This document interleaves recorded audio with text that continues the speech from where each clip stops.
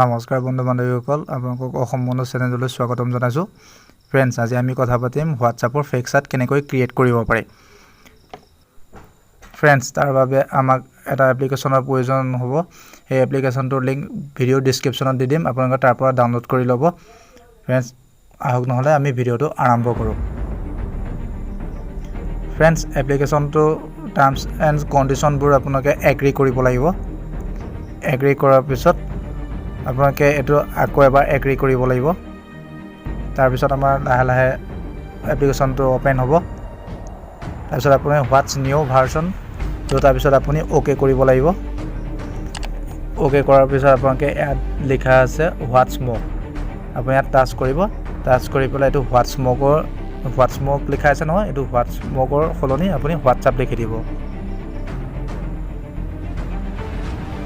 WhatsApp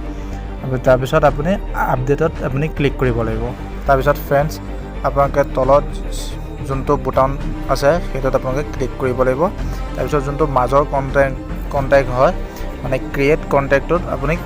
আপোনালোকে click কৰিব লাগিব তাৰপিছত আপোনালোকে এখন ফটো আপলোড কৰিব লাগিব যিকোনো এখন ফটো বা আপোনালোকে যাৰ নামত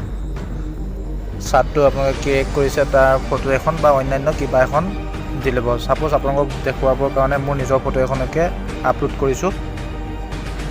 আপোনালোকৰ সাইজৰ হিচাপত আপোনালোকে কিমানখিনি ভাল লাগে ফটোখন আপোনালোকে ক্ৰপ কৰি ল'ব তাৰপিছত তলত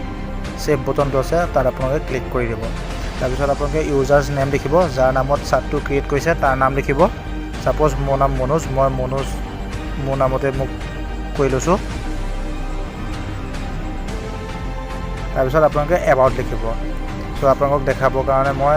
আই এম ইউজিং ইয়াত হোৱাটছ মোক লিখা আছে চ' মই হোৱাটছআপ কৰি দিছোঁ হোৱাটছআপ তাৰপিছত তললৈ আহিব আপোনালোকে ইয়াত নাম্বাৰ দিব যিকোনো নাম্বাৰ চ' মই যিকোনো নাম্বাৰ এটা লৈ লৈছোঁ যিকোনো নাম্বাৰ হয় 10 অংকৰ আপোনালোকে নাম্বাৰ এটা লৈ ল'ব তলত লাষ্ট চিন আছে লাষ্ট চিন আপোনালোকে হাইড কৰিব পাৰে অনলাইন কৰিব পাৰে টাইপিং কৰিব পাৰে মই টাইপিং দেখুৱাইছোঁ আপোনালোকে কি লৈ ল'ব আৰু তাৰপিছত আপোনালোকে ওপৰত সেভ বটন আছে সেভ বটনটো আপোনালোকে ক্লিক কৰি দিব সেভ বটন ক্লিক কৰি দিয়াৰ লগে লগে আপোনালোকে এনেকুৱা ধৰণৰ এটা ইণ্টাৰফেচ দেখা পাব তাৰপিছত আপোনালোকে চাটটো আপোনালোকে ওপেন কৰিব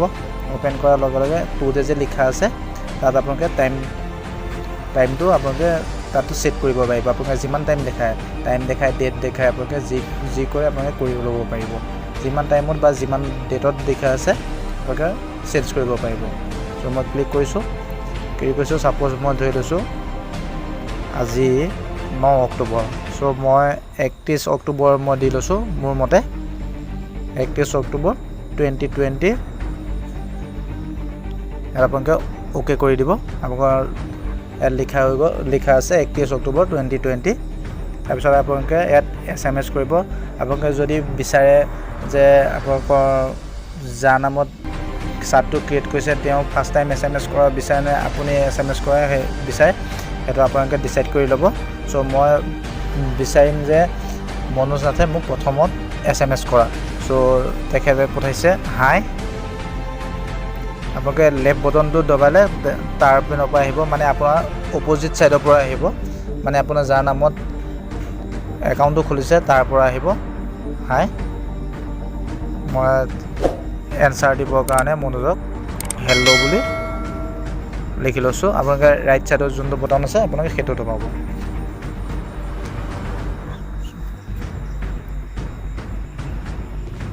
তাৰপিছত আপোনালোকে যি লিখে আৰু যি SMS লিখিব পাৰে মই লিখিছোঁ চাপোজ আপোনালোক দেখাব মানে কিবা কিবি এটা লিখি দিছোঁ